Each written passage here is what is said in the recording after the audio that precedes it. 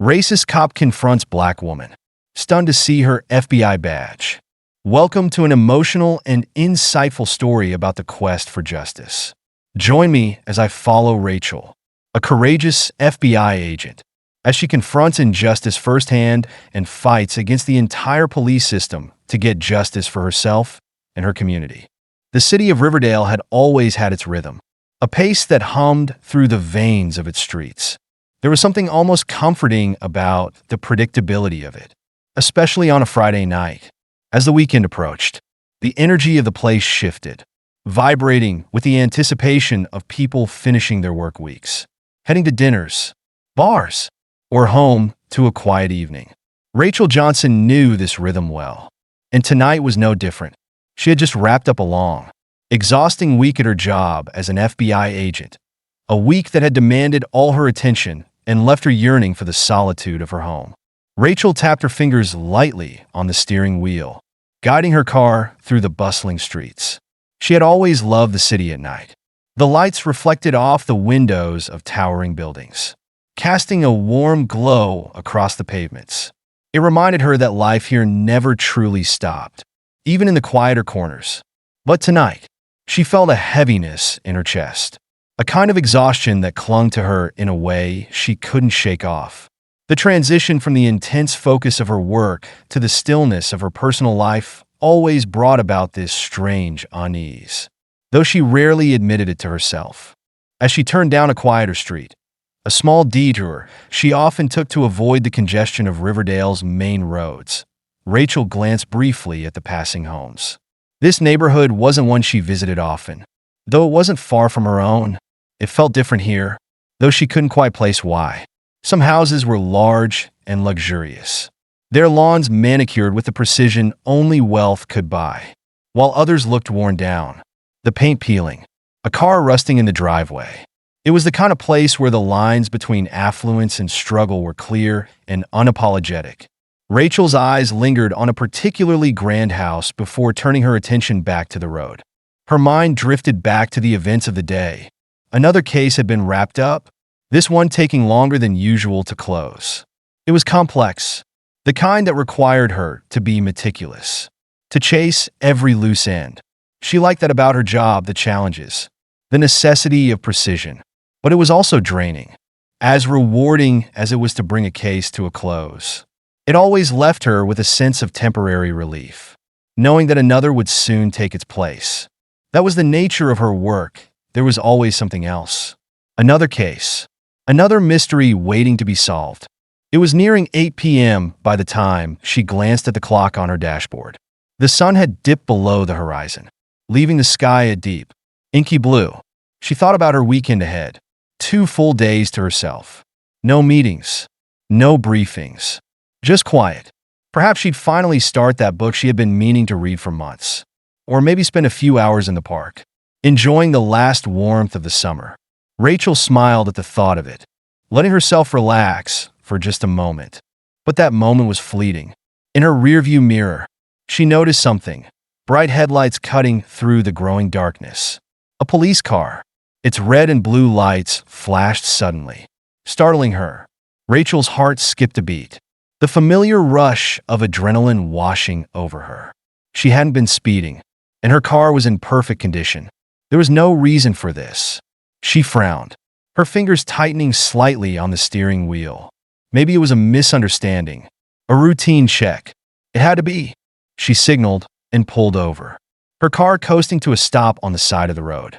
Rachel took a deep breath, telling herself to stay calm. She had dealt with law enforcement enough in her career to know how these things went. This would likely be over in minutes. As the police car came to a halt behind her, its lights continued to flash, casting a strange glow on the dark street.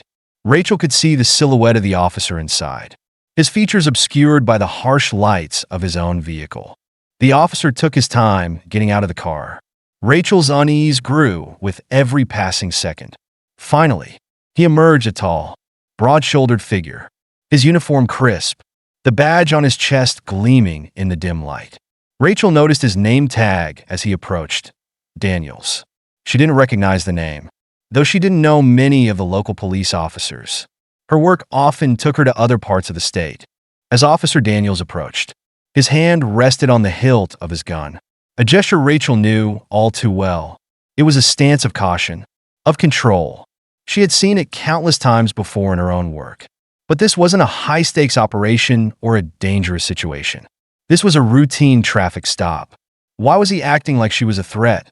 "Evening, officer," Rachel said as he reached her window, her voice calm but edged with curiosity. "License and registration," Officer Daniels responded, his tone flat and authoritative. There was no greeting, no explanation, just a demand. Rachel blinked, momentarily taken aback by his abruptness. She hesitated for just a second before reaching into her glove compartment. She could feel his eyes on her, watching her every movement with an intensity that made her skin prickle. She handed him her license and registration, trying to maintain her composure. This was unusual, yes, but there was no need to overreact. As Daniels examined her documents, his gaze lingered longer than necessary, his brow furrowing slightly. Rachel could sense that something wasn't right. It wasn't just the routine scrutiny of an officer doing his job. There was something else in his look, something unsettling. "What seems to be the problem, officer?" Rachel asked, her tone steady but firm. Daniels didn't answer immediately. Instead, he studied her license as though piecing together a puzzle. When he finally spoke, his words were clipped, almost accusatory. "Step out of the vehicle," he ordered. Rachel's heart skipped another beat. This was not how she expected the encounter to go. She had done nothing wrong. There was no reason for her to step out of the car. Yet she knew better than to argue with an officer in a situation like this. She had seen too many encounters like this escalate into something dangerous. "Is there a reason for that?" Rachel asked, trying to keep her voice calm. "Step out of the vehicle. Now," Daniels repeated, his tone rising slightly. Rachel hesitated for a moment longer before unbuckling her seatbelt. This situation was spiraling into something more than a simple traffic stop, and she wasn't sure how to navigate it without making it worse. Rachel opened the door and stepped out of the car, the cool evening air hitting her skin as she stood on the pavement. The street was eerily quiet, and she was suddenly very aware of how isolated the moment felt. There was no one around, no witnesses, just her and Officer Daniels. The flashing lights from the patrol car cast an unnatural glow over the scene, making everything feel surreal. Rachel kept her hands visible, instinctively knowing that any sudden movement could be misinterpreted. She had seen too many situations like this take a dangerous turn, all because of a misunderstood gesture. As she stood there, her mind raced, analyzing every detail. Why had she been pulled over? Why was Officer Daniels acting like she was a threat? Daniels stepped back, keeping his hand near his holster, his eyes scanning her with a suspicion that Rachel couldn't quite understand. She wasn't just a random civilian, she was a trained FBI agent.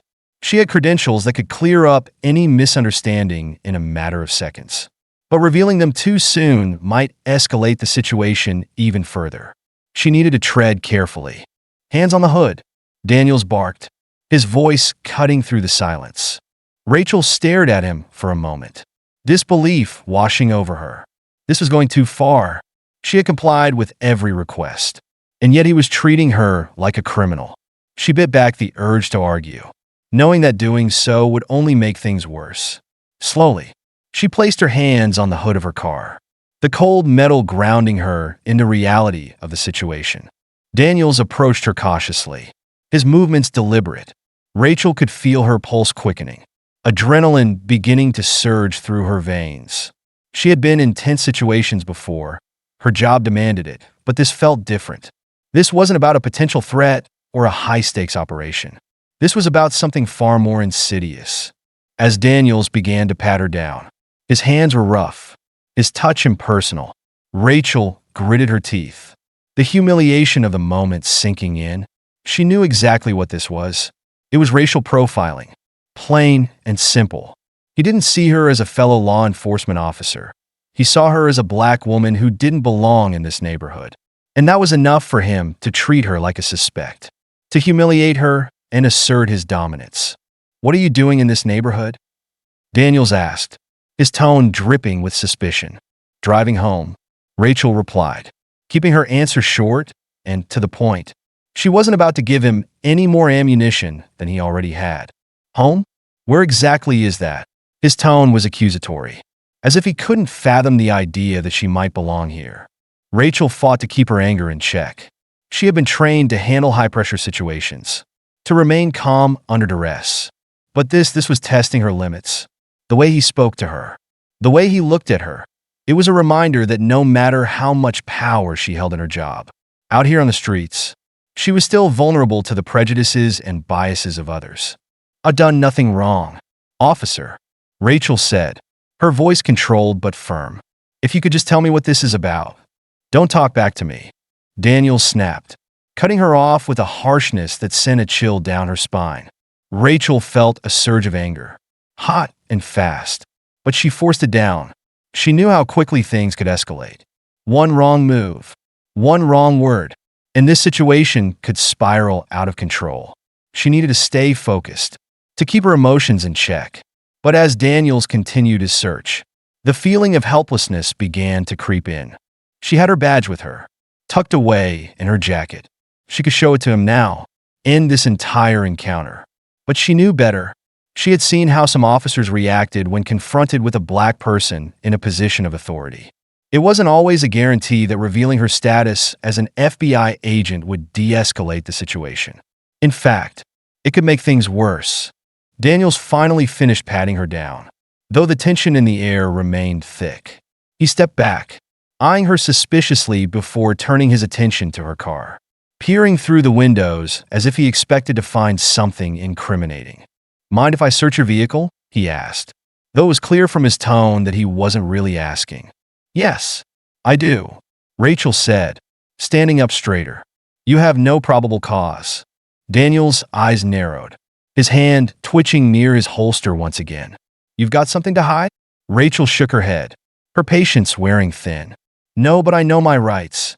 The silence between them was deafening. The two of them locked in a standoff. Rachel knew that this could go very wrong. Very quickly. She could see the anger simmering just beneath Daniel's calm exterior. The way his hand lingered near his weapon. He wasn't used to being challenged, especially not by someone he had already decided was beneath him.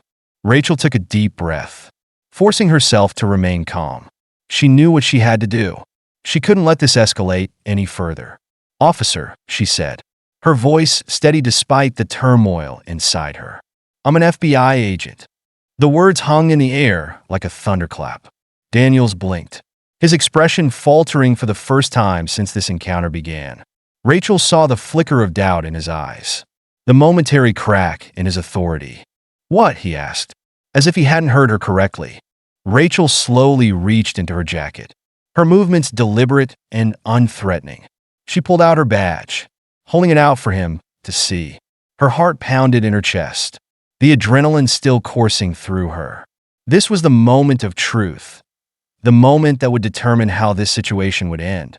Daniel stared at the badge, his face draining of color. He took a step back, the realization hitting him like a physical blow. The badge gleamed in the dim light, a symbol of authority that suddenly shifted the power dynamic between them. For a moment, neither of them spoke. The only sound was the distant hum of the city, a world away from the tension that crackled between them. Rachel could see the conflict in Daniel's eyes, the way his mind raced to process this new information. He had made a mistake, a big one, and he knew it. Daniel's hand dropped away from his holster as he continued to stare at the badge. His mouth opened and closed a few times, as if he were struggling to find the right words. The confident, almost arrogant demeanor he had displayed moments earlier was gone, replaced by a look of confusion and fear. "FBI," Daniels muttered, his voice barely audible. "That's right," Rachel said, her tone measured. "And I'm going to need you to explain why you thought it was necessary to pull me over and treat me like a criminal." Daniels took a shaky breath, his confidence thoroughly shattered. He looked away, as if he couldn't bear to meet her gaze. The power dynamic had shifted, and he knew it. The authority he had wielded so recklessly was now turned against him. I didn't know," he stammered, his voice trembling. "I thought." "You thought what?" Rachel interrupted, her voice cold. "That I was just another black woman who didn't belong in this neighborhood? That you could harass me without consequence?"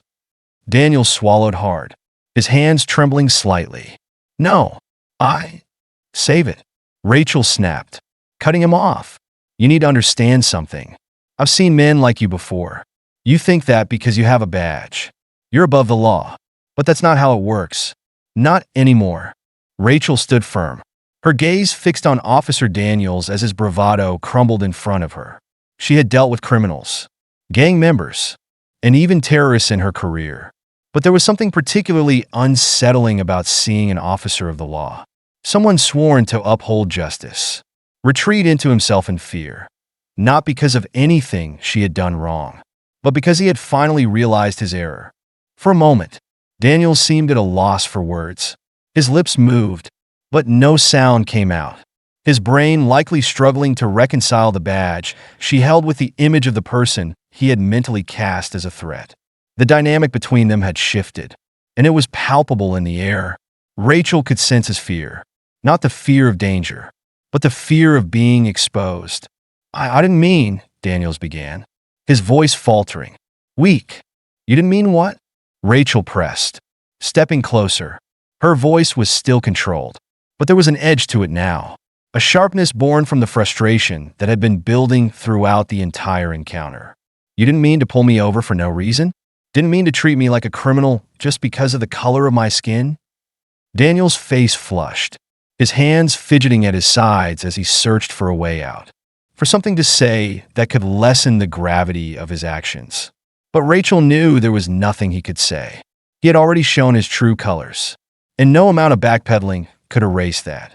"I thought," he stammered, his words coming out in pieces, fragmented by the tension. "I thought you were suspicious." Rachel raised an eyebrow. "Suspicious? Driving in my own neighborhood? What exactly did you find suspicious?" "Officer Daniels?" The question hung in the air like a weight. Daniels had no answer, and they both knew it. Rachel watched as he shifted uncomfortably, his eyes darting to the patrol car behind him, as though hoping for some kind of intervention or escape. "You had no reason to stop me," Rachel continued, her voice steady, unwavering. "No reason to treat me like a threat. And now, you're going to have to face the consequences of your actions." Daniel swallowed hard, his arrogance now completely gone, replaced by a look of desperation. He opened his mouth to speak, but before he could say another word, the sound of approaching tires broke the silence. Another police car, its headlights cutting through the darkness, pulled up behind Daniel's patrol car. Rachel's heart skipped a beat. Backup had arrived. Two officers stepped out of the car, their expressions a mix of confusion and caution as they approached the scene. Rachel could see that they had been called as support, likely by Daniels when he still believed he was in control of the situation. But now, they were walking into something much different than they had anticipated. One of the officers, a young man with a closely shaved head, approached cautiously, his hand resting on the hilt of his gun just as Daniels had been. His partner, an older, more seasoned officer, hung back slightly, his eyes moving between Rachel and Daniels as he tried to assess what exactly was going on. "What's going on here?" the younger officer asked, his voice cautious but tinged with uncertainty. Rachel held up her badge, making sure the officer could see it clearly in the dim light. "FBI. I was just explaining to Officer Daniels here that he made a serious mistake tonight." The officer's eyes widened when he saw the badge, and he quickly removed his hand from his gun, his posture shifting from one of authority to one of respect. "Ma'am," he said, his tone now polite, even deferential, "I apologize for any misunderstanding." Rachel shot a sharp glance at Daniels before turning her attention back to the younger officer. "This isn't just a misunderstanding. Officer Daniels here stopped me without cause, searched me, and treated me like a criminal for no reason other than the fact that I'm a black woman driving through my own neighborhood." The officer looked back at Daniels, his expression now laced with confusion. "Is that true, Daniels?" Daniels didn't respond right away. His face had gone pale, his eyes fixed on the ground as though he wished he could disappear into it. Rachel watched as the realization of just how much trouble he was in seemed to sink in. The power dynamic had completely flipped, and he knew there was no way to salvage the situation. I didn't know, Daniels muttered finally, his voice barely above a whisper. The older officer, who had remained silent up until this point, stepped forward. His face was stern, and Rachel could tell he was already piecing together the situation. Daniels, did you call us in for backup on this? He asked, his voice low but commanding. Daniels nodded, still unable to meet anyone's eyes. The older officer let out a sigh, his expression darkening with frustration. He turned to Rachel, his tone professional. Ma'am, we're going to handle this. I assure you, this will be reported. Officer Daniels will have to answer for what happened here tonight. Rachel crossed her arms, not quite ready to let it go. I expect a full report filed. And believe me, I'll be following up with the Oakwood Police Department about this. What happened here tonight is unacceptable. The officer nodded, clearly understanding the gravity of the situation. Understood. We'll make sure it's handled properly. Rachel looked at Daniels one last time, his shoulders slumped in defeat, before she turned on her heel and walked back toward her car. The tension in the air was still thick, but now was laced with a sense of finality. Rachel had made her point, and Daniels knew he had crossed a line that couldn't be uncrossed. As she opened the door to her car, Rachel could still feel the adrenaline coursing through her veins, the residual anger simmering beneath the surface. She sat in the driver's seat for a moment, taking a deep breath as she tried to steady herself. The events of the past half hour replayed in her mind, each word, each action, etched into her memory. She started the engine and began to drive away, the city's familiar lights blurring past her as she headed home. But even as she left the scene behind, the weight of what had happened stayed with her. It wasn't just about Daniels. It was about the larger system that had allowed someone like him to feel justified in treating her the way he had. Rachel knew this wasn't over. It couldn't be. What happened tonight was a symptom of a much larger problem, one that went far beyond her individual experience. The systemic issues that allowed officers like Daniels to act with impunity, to believe that they could abuse their power without consequence, were still very much in place. She thought of all the names, all the faces of those who had been in similar situations but hadn't been as fortunate. The ones who hadn't been able to pull out an FBI badge to stop the injustice in its tracks. The thought weighed heavily on her as she continued to drive through the quiet streets, her mind far from the peaceful retreat she had envisioned at the end of her work week.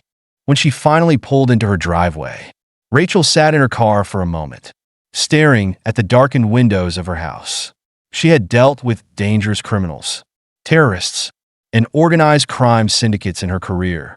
She had faced threats that would make most people crumble. But tonight had felt different. This wasn't just about one bad cop. This was about a system that was broken. A system that allowed men like Daniels to wear a badge and feel justified in abusing the authority that came with it. It was a threat that was far more insidious, far more entrenched in the fabric of society. And Rachel knew that as much as she wanted to let it go, she couldn't. She would have to report the incident, follow up on her promise to hold Daniels accountable. But even as she resolved to take action, she knew it wouldn't be enough. The system that allowed this to happen needed more than individual accountability. It needed to be dismantled and rebuilt from the ground up. Rachel finally got out of the car, the cool night air hitting her like a wave as she made her way to the front door.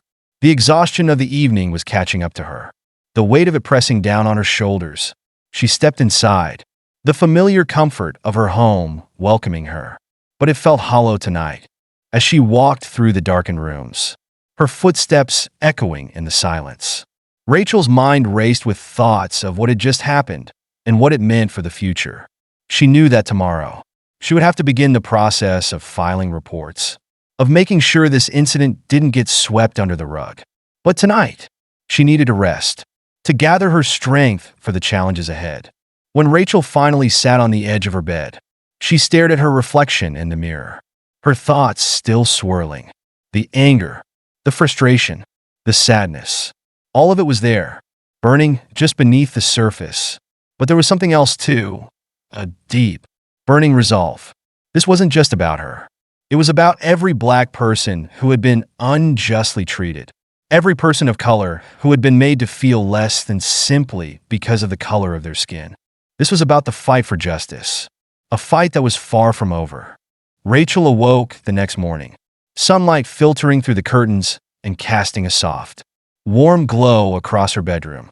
The previous night's events replayed in her mind with vivid clarity, each moment etched deeply in her memory.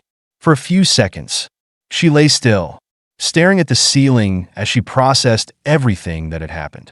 The tension that had built up inside her hadn't fully dissipated, lingering just beneath the surface like a tightly coiled spring. She couldn't afford to linger in bed, though there was too much to do. Too many steps to take to ensure that what happened last night didn't get buried under a mountain of paperwork and bureaucratic indifference. With a sigh, she swung her legs over the side of the bed and sat up, rubbing her eyes as she mentally prepared herself for the day ahead.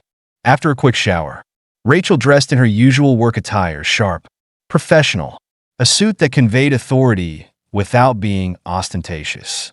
It was the armor she wore every day, a reminder to herself and to those around her that she was not to be underestimated. Today, more than ever, she needed that armor. As she moved through her morning routine, Rachel's thoughts kept circling back to the incident with Officer Daniels. The humiliation, the anger, the fear, it was all still fresh, still raw. But now, in the light of day, those emotions had solidified into something more powerful: resolve. She wasn't just going to report this. She was going to pursue it until justice was served. Not only for herself, but for the countless others who had faced similar situations and had been left without recourse. When Rachel finally sat down at her kitchen table, her phone buzzed with a notification. It was from Marcus Donovan, her supervisor at the FBI. He wanted her to come into the office as soon as possible to discuss the situation. Rachel wasn't surprised. She had anticipated this.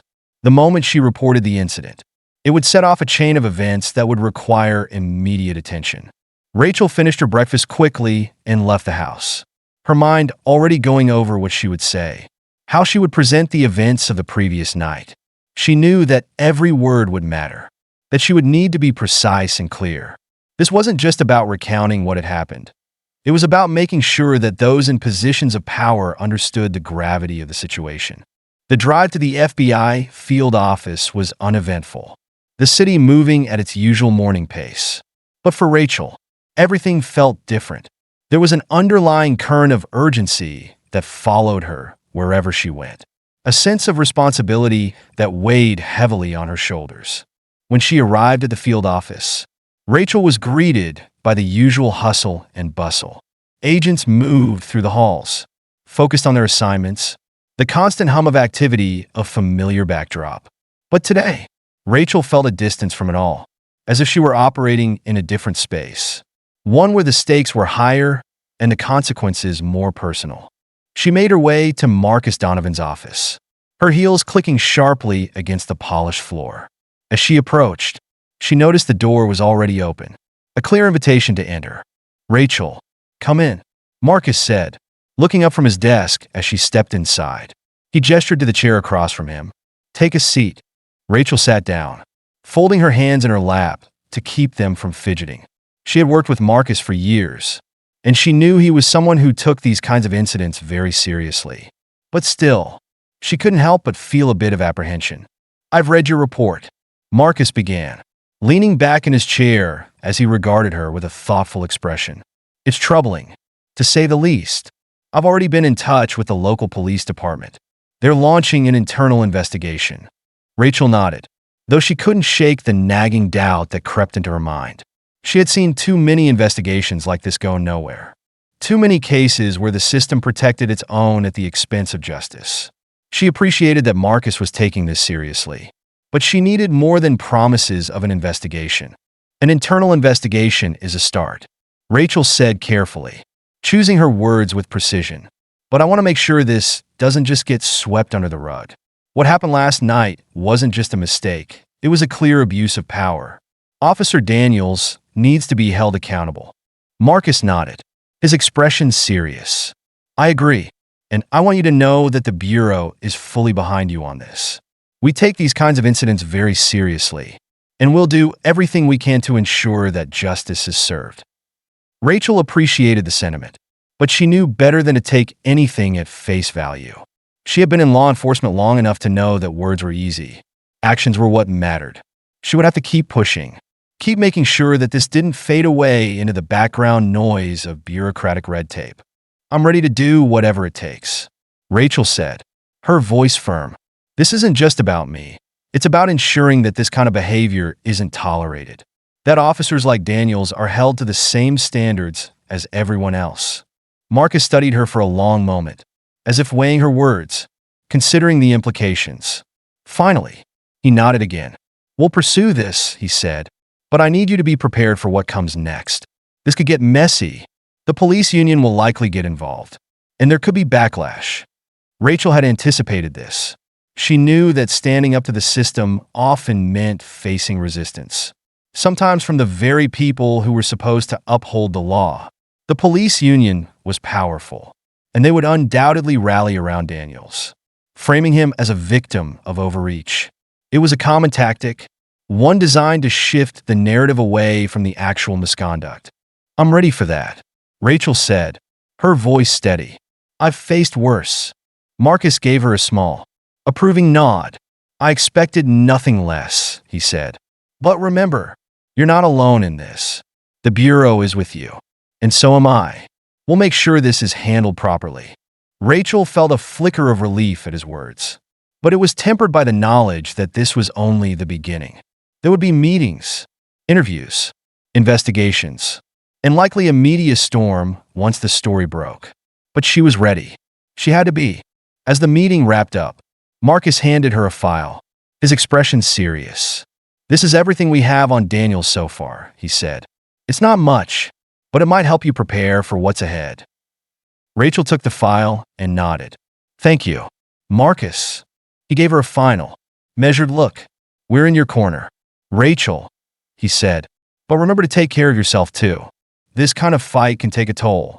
I will, Rachel promised, though she knew that self-care would likely take a back seat in the coming weeks. There was too much at stake. As she left Marcus's office, the file tucked under her arm, Rachel felt a renewed sense of determination. She had support, and she had resources, but most importantly, she had the truth on her side, and she intended to use it to ensure that justice was done. Back at her desk, Rachel opened the file, scanning the information they had on Daniels. There wasn't much, a few commendations, a record of routine patrols. Nothing that stood out, but that didn't surprise her. Officers like Daniels often operated in the gray areas, their misconduct buried under layers of routine and protocol. She made a mental note to dig deeper, to look beyond the surface and find the patterns that others might have missed. If Daniels had abused his power with her, there was a good chance he had done it before, and if she could prove that, it would strengthen her case significantly. As the day wore on, Rachel found herself juggling her usual workload with the mounting responsibilities of the case against Daniels. She reached out to colleagues, gathered information, and began to lay the groundwork for what she knew would be a long and difficult battle. But even as she worked, her mind kept returning to the previous night, the feeling of being targeted, of being seen not as an FBI agent, but as a black woman who didn't belong. It gnawed at her, a reminder of the ever-present undercurrent of racism that still permeated so much of society. It was a reminder that no matter how far she had come, no matter how many barriers she had broken, there were still those who would see her as less than, who would try to use their power to put her in her place. But Rachel refused to be diminished. She had fought too hard, come too far, to let one man's prejudice define her. She would use this experience, channel it into the fight ahead, and make sure that Daniels and those like him were held accountable. As the afternoon gave way to evening, Rachel finally allowed herself a moment to breathe. She leaned back in her chair, rubbing her temples as she tried to ease the tension that had settled in her shoulders. The day had been long, and she knew the days ahead would be even longer. But despite the exhaustion, she felt a sense of purpose that she hadn't felt in a long time. This was why she had joined the FBI. to fight for justice, to make a difference. Her phone buzzed, pulling her out of her thoughts. It was a message from a colleague in the police department, someone she had worked with on a previous case. They had heard about the incident and wanted to meet to offer their support. Rachel appreciated the gesture, but she knew she had to be careful. The police department was a complicated place, and not everyone within it could be trusted. She agreed to the meeting, setting it up for the next day. It would be good to have allies on the inside, people who could provide her with information that might not be in the official reports. She would need every advantage she could get. As the office began to empty out for the evening, Rachel gathered her things and prepared to leave. The weight of the day still hung heavily on her, but there was also a sense of momentum, of progress being made. She knew that the road ahead would be difficult, filled with obstacles and resistance, but she was ready for it. When she stepped outside, the city was bathed in the golden light of the setting sun. The streets still busy with people hurrying home or to their evening plans. The energy of the city was vibrant and alive, a reminder that life continued. Even in the face of adversity, Rachel took a deep breath, letting the fresh air clear her mind. She had a lot to think about, a lot to plan, but for the moment, she allowed herself to simply be. She walked to her car, her footsteps measured and deliberate. The events of the night before were still with her, a shadow that would take time to fully dissipate. But they were also a catalyst, a reminder of the work that still needed to be done, the fight that still needed to be fought. As Rachel drove home, the city lights beginning to twinkle in the twilight, she thought about what Marcus had said, that this fight could take a toll. She knew he was right, knew that this wasn't just about a single incident, but about something much larger, something that could consume her if she wasn't careful. But Rachel had always been a fighter. She had faced challenges before, had taken on battles that others had said were impossible to win, and she had emerged stronger, more determined, more committed to the cause of justice. This would be no different. She would see it through, no matter how long it took, no matter how difficult it became, because this wasn't just about her, it was about the principles she stood for, the people she represented, the justice that she had dedicated her life to upholding. When she finally arrived home, the night fully settled in around her. Rachel felt a sense of calm. The day had been long and difficult, but it had also been a step forward.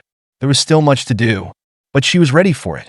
As she sat down at her kitchen table, a cup of tea in her hands, Rachel allowed herself a moment to reflect. The fight ahead would be hard. There was no doubt about that. But she was more than ready for it. She had faced worse, and she had come out the other side stronger, more resilient. She took a sip of her tea, the warmth spreading through her, soothing the tension that had built up over the course of the day. Tomorrow, she would continue the fight. Tomorrow, she would keep pushing for justice. But tonight, she would rest, knowing that she was prepared for whatever came next. The night was quiet. The city beyond her windows a backdrop of twinkling lights and distant sounds. Rachel felt a sense of peace settle over her, a calm before the storm. She knew that the days ahead would be filled with challenges, but she was ready to face them head on. With a final deep breath, Rachel stood and headed to bed. The fight was far from over, but she was ready for it. And as she lay down, the events of the day replaying in her mind, she felt a renewed sense of purpose. This was what she had trained for, what she had dedicated her life to, and she would see it through, no matter what. The next morning, Rachel awoke with a renewed sense of focus and determination. The sun had barely risen, casting a soft golden hue through the windows as the city outside stirred to life. For a moment, she lay still, listening to the distant hum of traffic, allowing herself to fully wake up before the demands of the day could flood her mind. But she knew she couldn't linger. Today was going to be another long day, and the stakes felt even higher than before. After getting ready, Rachel headed to the FBI field office, her mind already buzzing with thoughts about her meeting with the police department insider. The person she was meeting, an officer she'd worked with on previous cases, had reached out the night before, offering to provide information that might help her navigate the internal politics of the Oakwood Police Department. Rachel knew how crucial it was to gather all the intel she could, especially if she wanted to ensure Officer Daniels was held accountable for his actions. She arrived at the small coffee shop on the outskirts of town, a place far from the prying eyes of law enforcement or the press. Rachel took a seat by the window, her eyes scanning the streets outside as she waited. The air in the cafe was thick with the scent of freshly brewed coffee, and the soft murmur of conversations around her felt distant, like background noise that barely registered. Her thoughts were focused on the meeting ahead. 10 minutes later, Officer Mike Carter walked in, a tall, gruff man in his mid-40s. Mike had worked in the Oakwood Police Department for years, and while Rachel had always found him to be a straight shooter, she knew that his loyalty to the department could be complicated. Still, he had reached out, and that meant something. "Morning, Rachel," Mike said as he slid into the seat across from her, offering a nod. "You look like you've got the weight of the world on your shoulders." Rachel smiled faintly. Maybe not the whole world, but definitely a good chunk of it. Mike leaned back, eyeing her carefully. "I heard about what happened. That's why I wanted to meet. Daniels is a hot topic at the department right now. Everyone's on edge. Some are rallying behind him, but others, well, they're keeping quiet." Rachel sipped her coffee, waiting for him to continue. She knew how these things went. Loyalty ran deep in police departments, and internal pressure often silenced officers who might have otherwise spoken up. Mike rubbed his hands together before speaking again. His voice lowered. "Look, you need to understand that Daniels is well connected.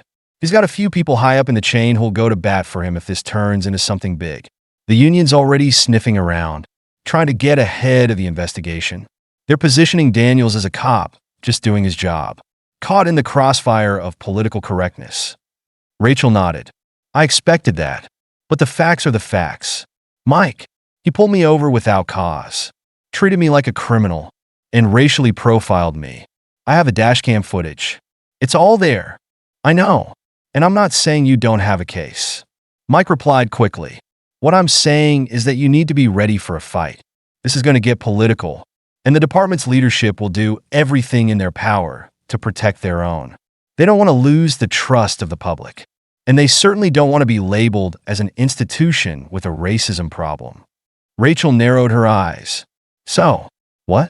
They're going to sweep this under the rug and hope it blows over?" Mike sighed. "It's not that simple. If the investigation stays internal, they'll probably take some action, maybe suspension or a reassignment for Daniels. But the real issue is whether or not they'll actually hold him accountable in a way that matters. Public pressure could make a difference, but you'll need more than just that." Rachel leaned forward, her voice low. "What do you know about Daniels? Does he have a history of this kind of behavior?" Mike hesitated for a moment, glancing around the cafe before lowering his voice further. "Look, Daniels isn't the only one. There are others in the department who've had similar complaints lodged against them, complaints that were quietly brushed aside. There's a pattern of misconduct, especially when it comes to minority communities in Oakwood. I've seen it, but getting that information out in the open, that's the tricky part." Rachel felt a surge of anger rise within her, but she kept her tone measured. "Are you saying this goes deeper than just Daniels?" Mike nodded grimly. "That's exactly what I'm saying. Daniels is a symptom of a bigger problem, one that's been festering for a long time. But the people who know about it are afraid to speak out. The system's rigged to protect officers like him. Even when they mess up, there's always a safety net." Rachel's mind raced as she processed Mike's words. She had suspected that this wasn't an isolated incident, but hearing it confirmed made her blood boil. This wasn't just about her encounter with Daniels. This was about a system that allowed officers to abuse their power without fear of consequences. "I need to get my hands on those complaints," Rachel said firmly. "If I can prove there's a pattern, then I can build a stronger case." Mike rubbed the back of his neck, clearly torn. "I don't have access to those files, Rachel. They're locked up tight in internal affairs. And unless you've got a court order or a whistleblower willing to risk their career, you won't be able to touch them." Rachel's eyes narrowed. "Then I need a whistleblower." Mike shook his head. "I don't know. Rachel, you're asking for a lot. People in the department are scared. The few who might know something aren't exactly eager to lose their jobs or get blackballed." Rachel leaned back in her chair, her mind churning with the possibilities. She knew Mike was right. This was going to be an uphill battle, but she wasn't about to back down.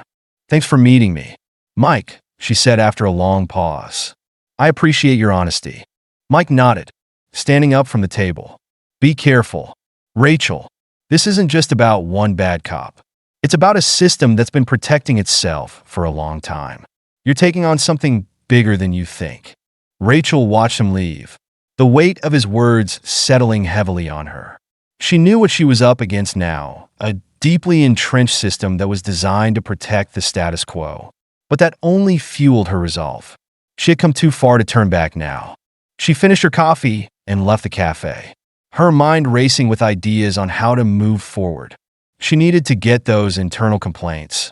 She needed proof that Daniels wasn't just an isolated case, but part of a larger problem that went straight to the heart of the Oakwood Police Department. As she drove back to the field office, Rachel's phone buzzed with another notification. This time, it was a message from a local journalist she knew, a reporter who had a reputation for digging deep into corruption and holding powerful institutions accountable. The message was brief, but to the point. Heard about what happened. Let's talk. I think this could be bigger than you realize. Call me. The next morning, Rachel awoke earlier than usual, her mind already racing with thoughts of the article that would soon be published. She had agreed to meet David at his office to finalize her quotes, and the looming deadline gave her little time to second-guess her decision. The reality of what was about to happen began to sink in. Her name, her story, and her fight against the Oakwood Police Department were about to be thrust into the public eye. There would be no going back. Rachel sat at the edge of her bed, staring out the window as the first rays of sunlight filtered into the room. She had always been a fighter, but this was different. This wasn't just about solving a case or seeking justice for a victim. This was about challenging an entire system, one that had failed too many people for too long. And now she was placing herself at the center of the storm. After a quick breakfast, Rachel made her way downtown to meet David.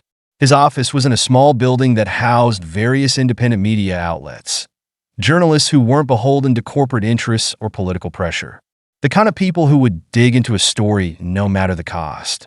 That's why Rachel had chosen David in the first place. He wasn't afraid to go after the truth. She walked into his office, the sound of clacking keyboards and ringing phones filling the air. The energy in the room was palpable, with reporters hustling to meet deadlines and editors poring over drafts.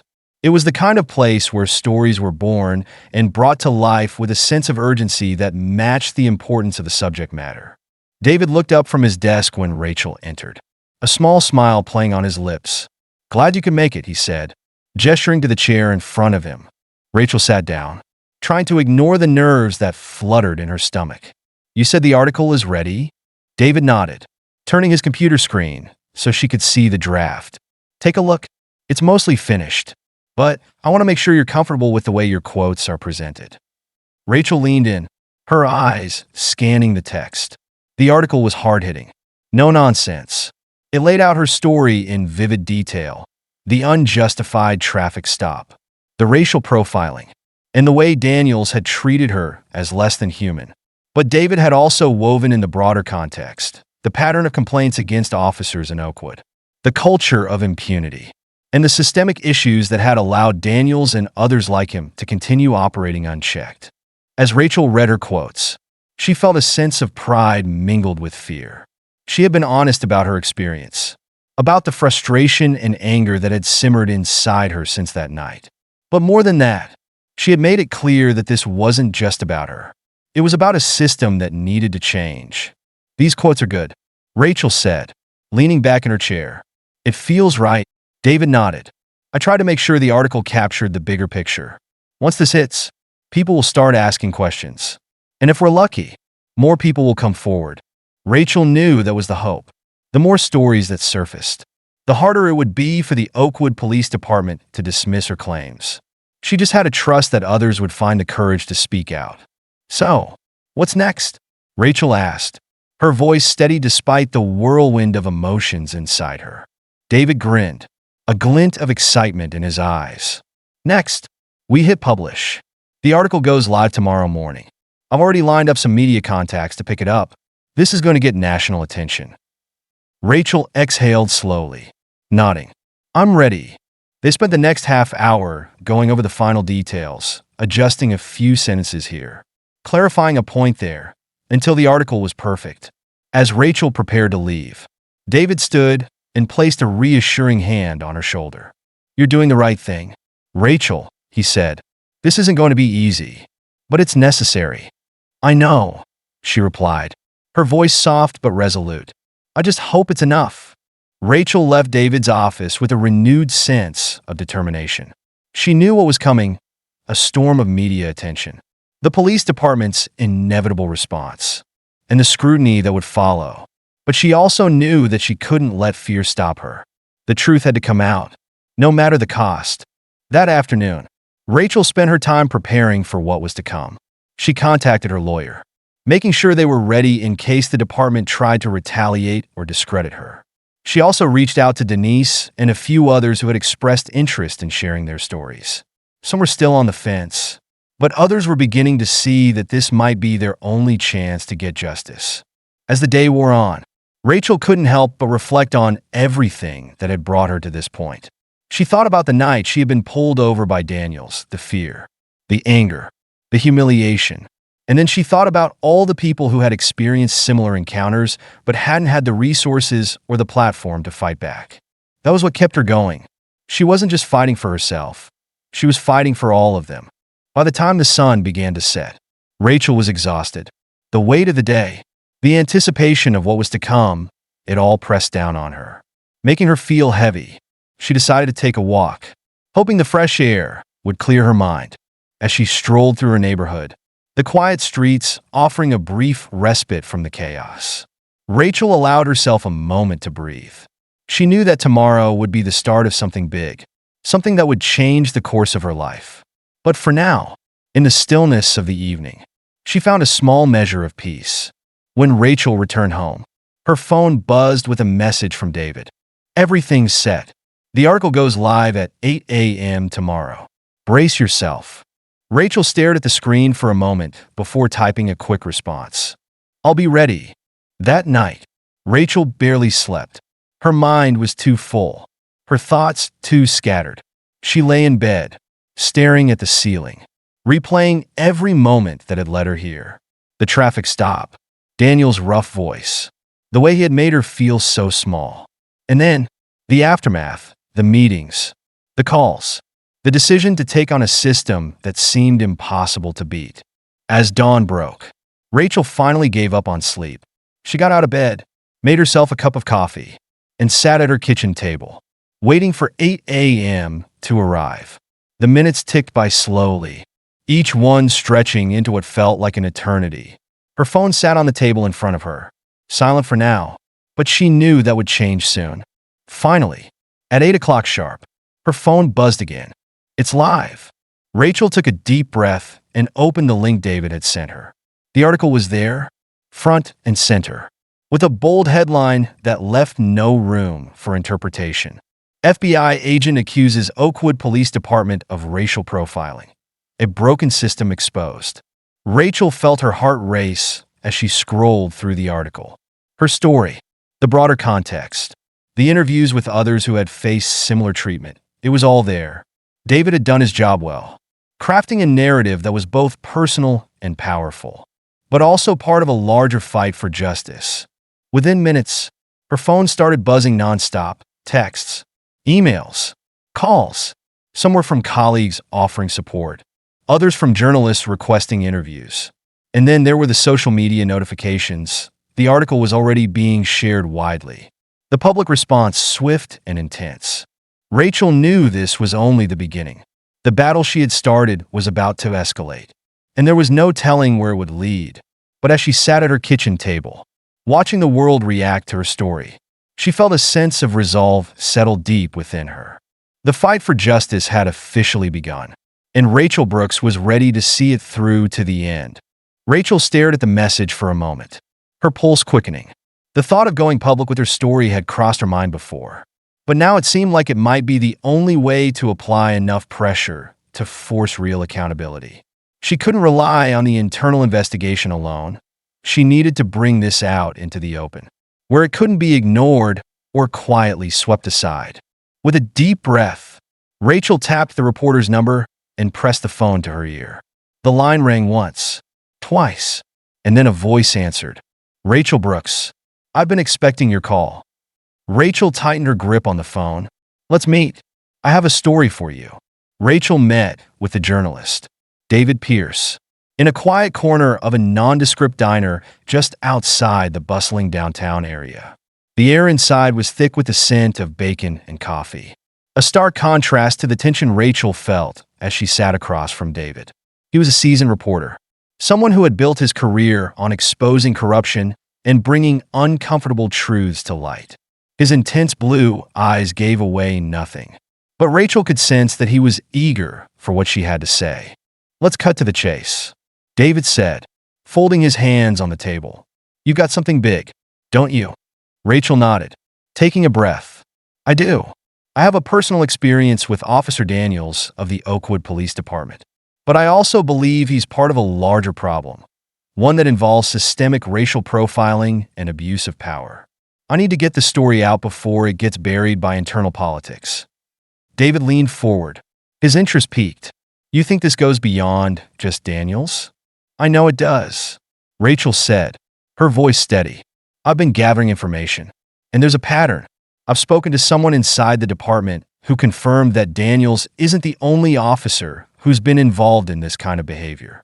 Complaints have been made, but they're being swept under the rug. The system is protecting them. David's eyes flickered with recognition. I've been digging into Oakwood PD for a while now, trying to get something solid. What you're describing fits with what I've heard from other sources, but without hard evidence, it's difficult to pin anything down. Rachel nodded. That's where I need your help. I can't access the internal complaints or any of the records that might prove this pattern. But if we can get the story out, we can put pressure on the department. Maybe then someone will come forward. I need people to understand that this isn't just a rogue cop, it's a culture. David tapped his fingers on the table thoughtfully. Going public is a double-edged sword. Once the story is out there, you won't have control over how it's framed. The department will push back hard, and they'll try to discredit you. Are you ready for that? Rachel knew the risks. She had spent years as an FBI agent, working to uphold justice. And now she was about to put herself at the center of a storm that could ruin her reputation if it wasn't handled correctly. But she also knew that staying silent wasn't an option. I'm ready, she said firmly. I can't let this continue. Too many people have suffered because the system is broken. If it means facing backlash, then so be it. David leaned back, studying her for a moment. All right, I'll write the piece, but we'll need more than just your story. We need to find someone else. Someone inside the department or a victim who's willing to go on record. Do you think your contact in the department would talk? Rachel shook her head. Not on the record. He's afraid of losing his job, and I can't blame him. But I might be able to get in touch with a few people who've filed complaints in the past. If we can get them to talk, it'll help build the case. David nodded. Good. If we can get multiple voices telling the same story, it'll be much harder for them to sweep it under the rug. I'll start drafting the article and reach out to a few of my sources in the meantime. But Rachel, he paused, his tone serious. Once this hits the public, it's going to blow up. Make sure you're prepared. Rachel appreciated the warning. She knew that when the story broke, it would ignite a firestorm, not just for her, but for anyone else involved. Still, she was determined. This was the only way to force real change. Thanks, David. I'll get back to you as soon as I have more names. They parted ways, and Rachel stepped out into the crisp morning air, her mind racing with everything that needed to be done. Her next step was to contact the people she had helped over the years, victims of the very system she was now taking on. Some of them had been hesitant to speak out before, fearing retaliation or simply exhausted from fighting. But maybe, just maybe, now they'd be willing to share their stories. Rachel spent the next few hours making calls, reaching out to people she had connected with during her investigations into civil rights violations. Some were reluctant to talk, unwilling to relive the trauma they had endured. Others expressed interest, but were hesitant to put themselves in the spotlight. Rachel understood their fears, but she also knew that without their voices, the case against Daniels and Oakwood PD as a whole would be harder to build. One call in particular stuck with her. A woman named Denise Martin had filed a complaint against an Oakwood officer 2 years ago after she was pulled over for a broken taillight and subjected to a humiliating search. Her complaint had gone nowhere. Lost in the labyrinth of internal reviews and misfiled paperwork, Denise was bitter but also tired. Rachel could hear it in her voice as they spoke. "I've already tried to fight them," Denise said, "and look where it got me. Nowhere. I know it's hard, Denise," Rachel said gently. "But this time, we're not going to let them bury it. I'm working with a journalist who's going to expose the whole system. But we need your story. If we can show that this isn't just one person, but a pattern, we can force them to take action." There was a long pause on the other end of the line. Rachel could hear Denise breathing, could feel the weight of her decision hanging in the air. "I'll think about it," Denise finally said, her voice soft. "That's all I'm asking," Rachel replied. "Take your time, but just know that your voice could help make a real difference."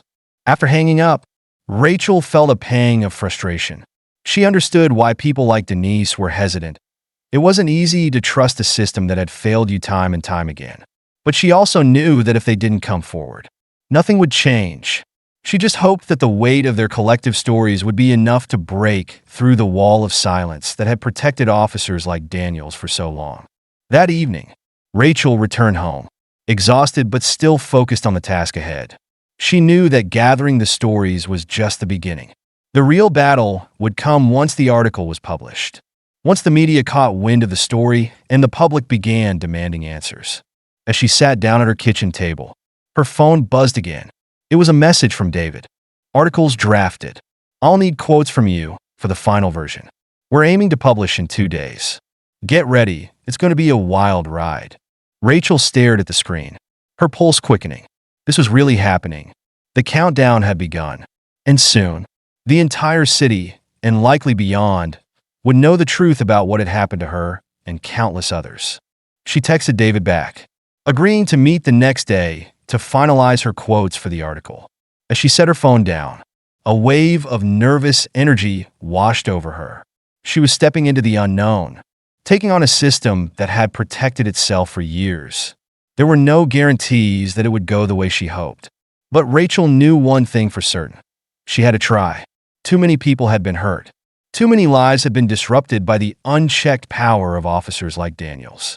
Rachel sat in silence for a few moments, the weight of the coming days pressing down on her. She had fought for justice her entire career. But this felt different.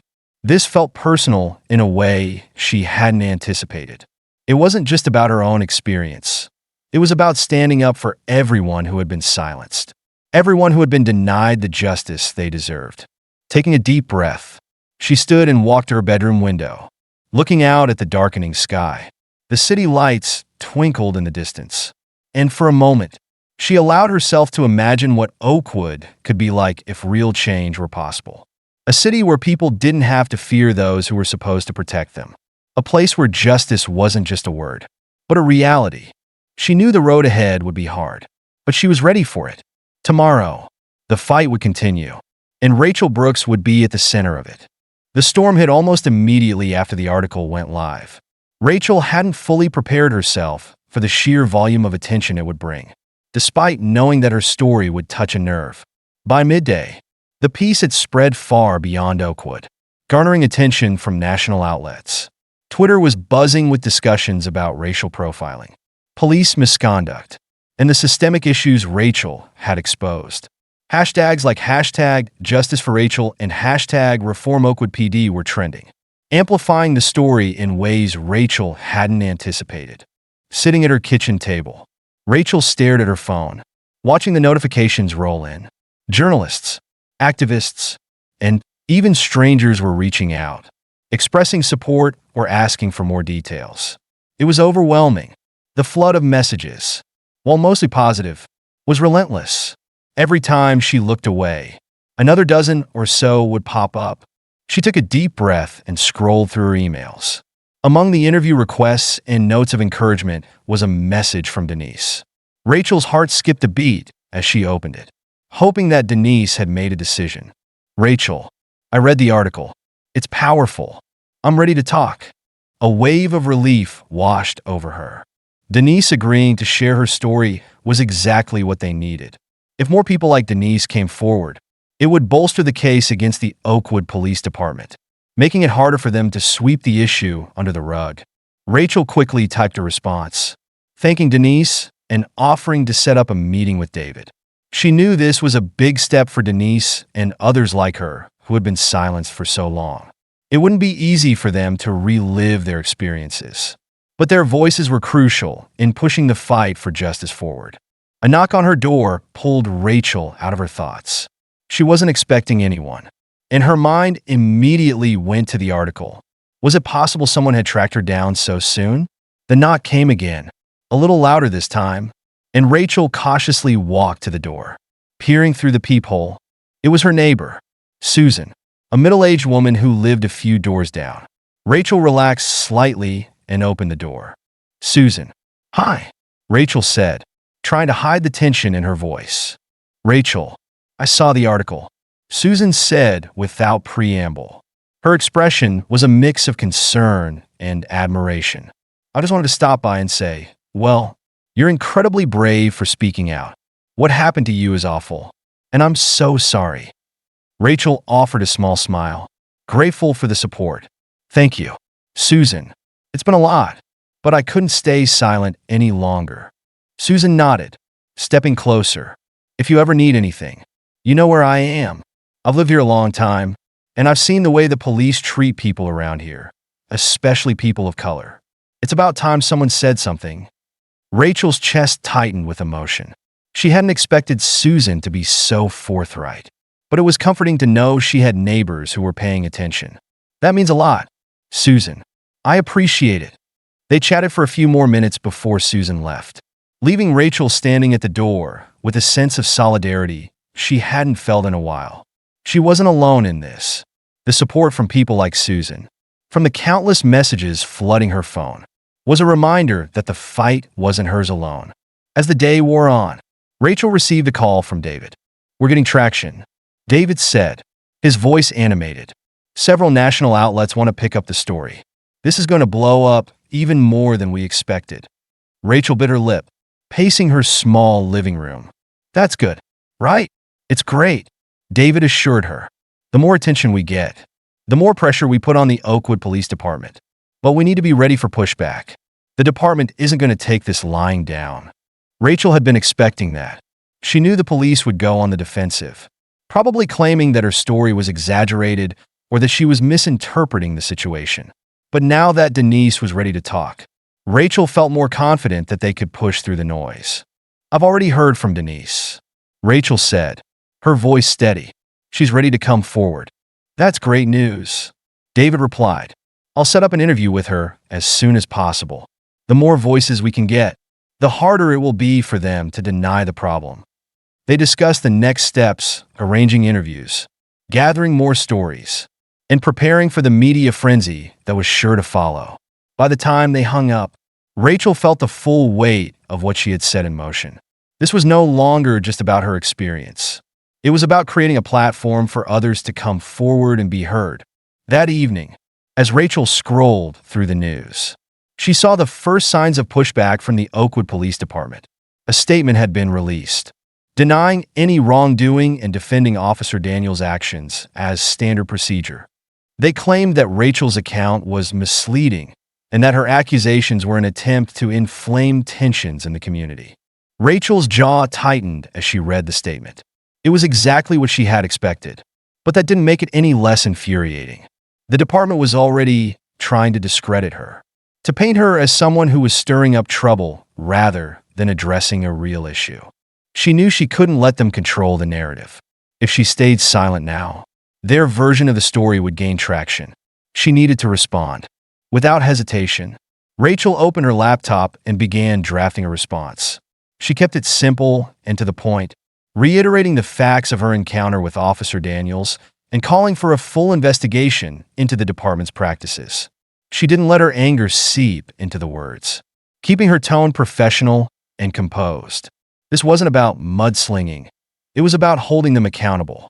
Once she was satisfied with the statement, she sent it to David for review. He responded quickly, approving it and offering to help get it out to the press. By the time Rachel went to bed that night, she was emotionally drained but resolute. The battle had begun, and it was clear that the police department was going to fight back hard.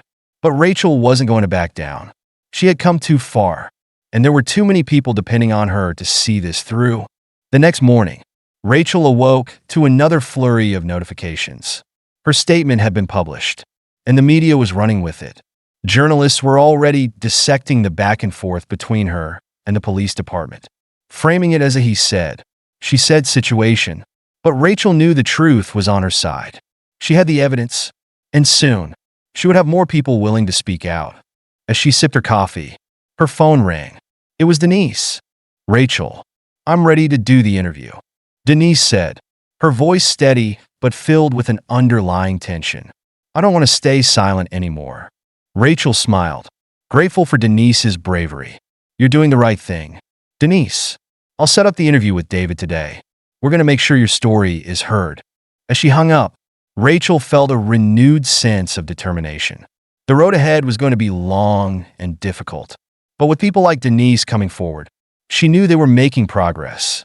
The Oakwood Police Department might try to fight back, but Rachel wasn't fighting this battle alone anymore. The truth would come out, and when it did, real change could finally begin. Rachel leaned back in her chair, the weight of the past few days pressing down on her.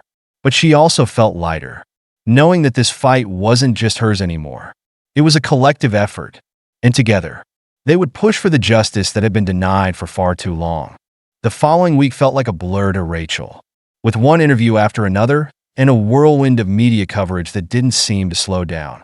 Denise's story had gone public, and it was gaining traction, bringing more attention to the Oakwood Police Department and its history of questionable behavior. Others were starting to speak up as well, inspired by Rachel and Denise's courage. More people from Oakwood and neighboring towns reached out to David, sharing their own experiences with racial profiling and harassment at the hands of the police. Rachel felt a strange mix of exhaustion and exhilaration. On the one hand, the attention was overwhelming. She was constantly fielding calls from journalists and activists, trying to keep up with the demands of this growing movement. On the other hand, there was a sense of progress, a feeling that the wall of silence around the Oakwood Police Department was beginning to crack. One evening, after a particularly grueling day, Rachel sat in her living room, staring at her phone. The television in the background was muted, showing yet another news segment about her story. She had been trying to decompress, but her mind wouldn't stop racing. There was so much to do, so many people counting on her, and the pressure was starting to weigh her down. Her phone buzzed, interrupting her thoughts. It was a text from David. "We need to talk. Call me when you can." Rachel immediately dialed his number, her heart sinking as she wondered what could have happened now. David answered on the second ring. "Hey, Rachel," he said, his tone serious. "I've got some news, and I'm not sure how you're going to feel about it." Rachel's stomach churned. "What's going on?" "Word is, the Oakwood Police Department is going to file a formal complaint against you," David said bluntly. "They're claiming that you're slandering them and that your story is part of a personal vendetta against the department. They're planning to go after you legally." Rachel felt the blood drain from her face. "You've got to be kidding me." "I wish I were," David replied. "It's their way of trying to intimidate you, to make you back off. They know they're under fire, and this is how they're choosing to fight back." Rachel sat in stunned silence for a moment, letting the weight of David's words settle in. A legal battle was the last thing she needed right now. But she wasn't naive. She had known the department would retaliate in some way. Still, the idea of being dragged into court, of having her integrity questioned in front of a judge, made her stomach turn. "What do I do, David?" she finally asked, her voice quieter than she intended. "We fight back," he said firmly. "You've got the truth on your side. Rachel, don't forget that. They're trying to bully you, but they don't have a leg to stand on. We'll get you the best legal team possible, and we'll push back harder." Rachel nodded, though David couldn't see her. "I'm not backing down," she said, her voice growing stronger. "They could take me to court if they want, but I'm not going to stop." "That's what I like to hear," David said, sounding relieved.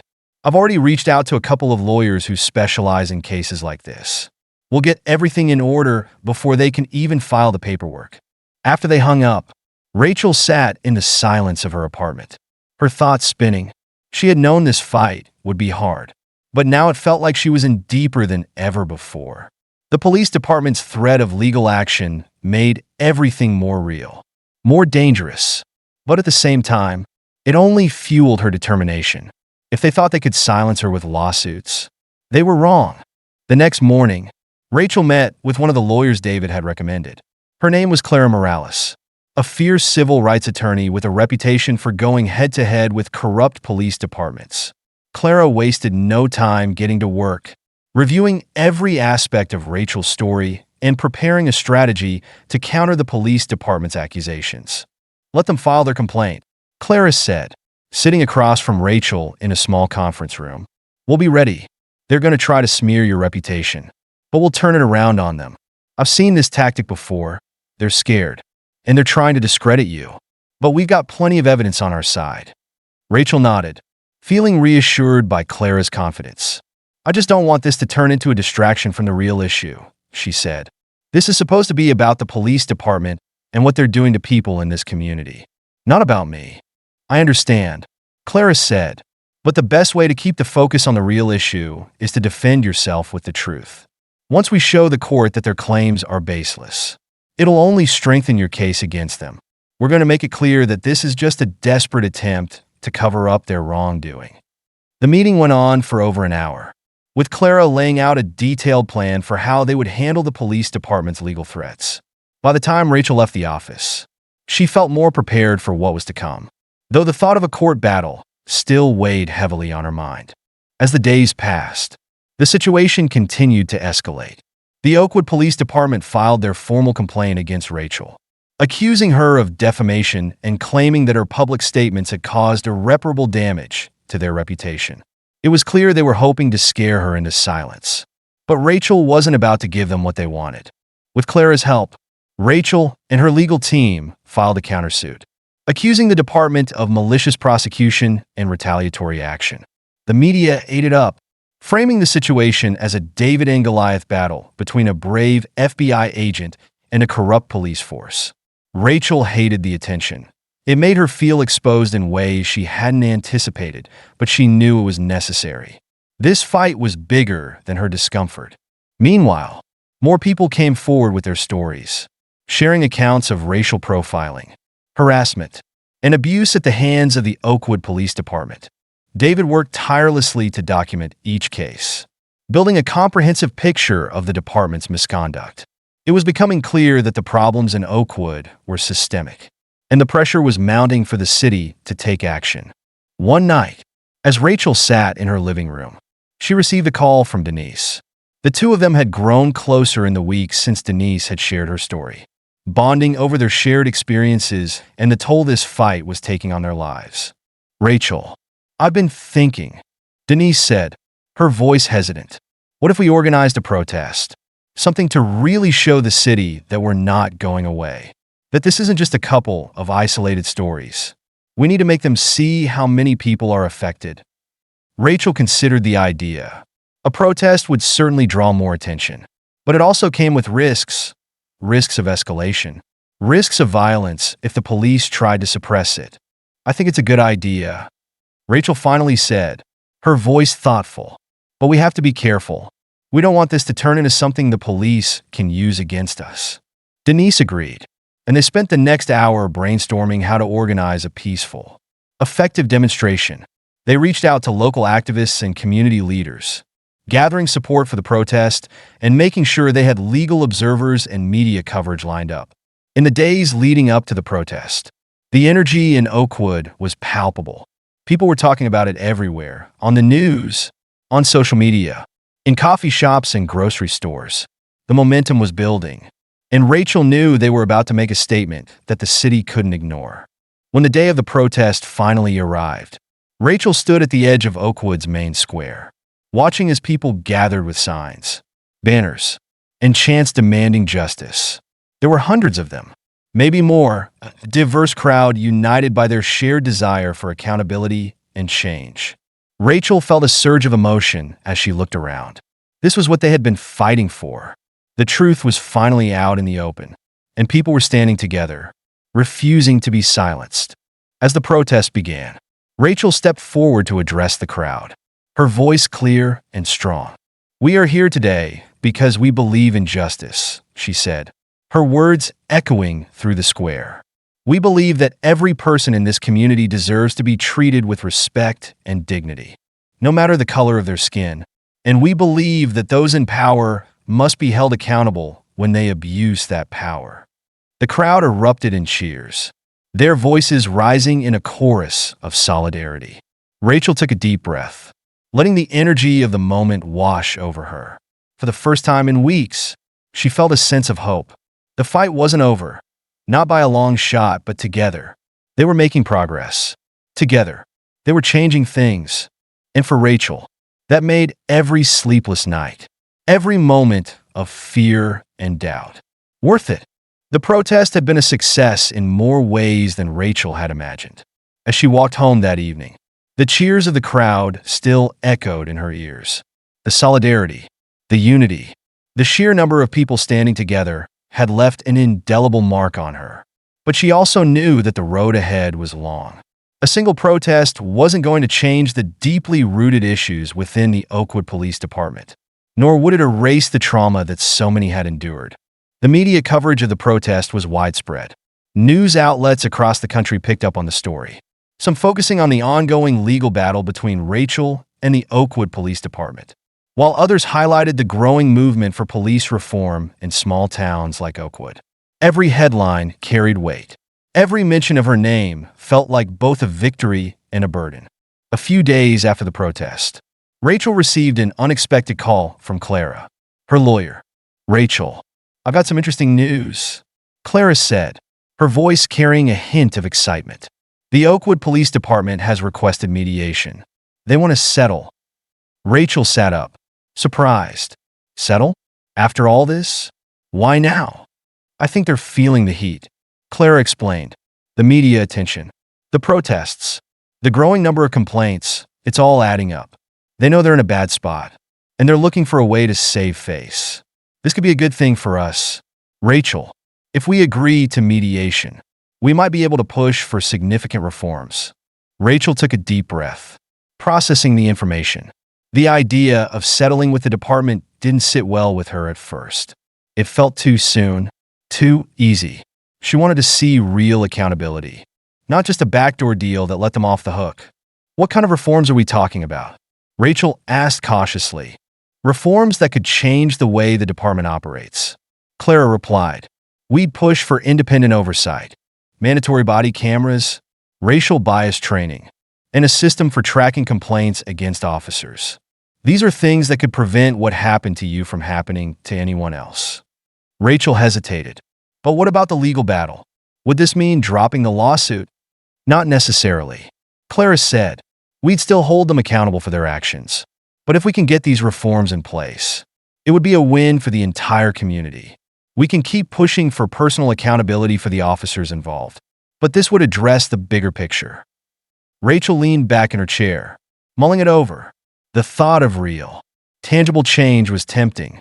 After all, that's what this fight had been about from the beginning, changing the system so that no one else had to go through what she did. If mediation could accomplish that, maybe it was worth considering. "All right," Rachel said slowly. "Set it up. Let's see what they're offering." A week later, Rachel found herself sitting across from Oakwood's police chief and his legal team in a sterile conference room.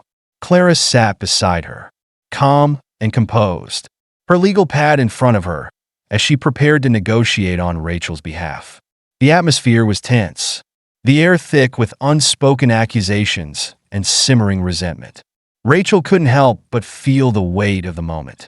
The police chief, a tall man with graying hair and a stern expression, spoke first.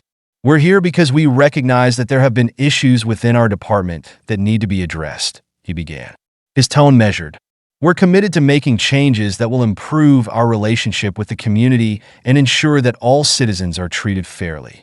Rachel stared at him, her jaw tight. She knew that behind his conciliatory words was a man trying to protect his department from further scandal, trying to stem the tide of negative press that was threatening to drown them. But she also knew this was her chance to push for real reform. Clara didn't waste any time.